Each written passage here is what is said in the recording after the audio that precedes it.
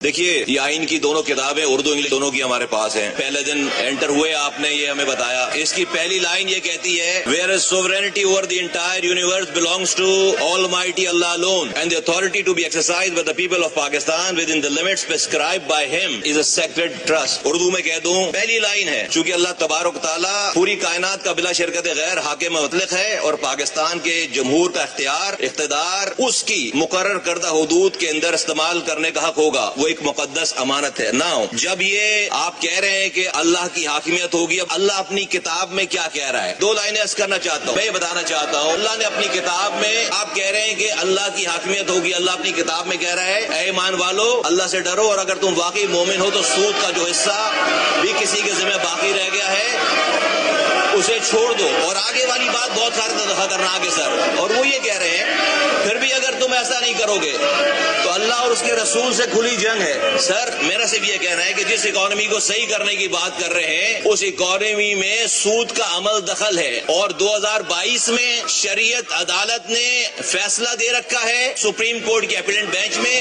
یہ فیصلہ رکا ہوا ہے. آپ کہتے ہیں کہ اس ملک کی اکانومی کو ٹھیک کریں گے, اللہ اور اس کے رسول کہہ رہے ہیں کہ اس سے کھلی جنگ ہے. سوال میں یہ بتائیں سر, یا تو آپ کتاب میں سے پہلے لائن ڈیلیٹ کر دیں کہ اللہ اور اس کے رسول کی حاکمیت ہوگی, اس لیے کہ اللہ کی کتاب یہ کہہ رہی ہے کہ یہ سود کا نظام اللہ اور اس کے رسول سے کھلی جنگ ہے.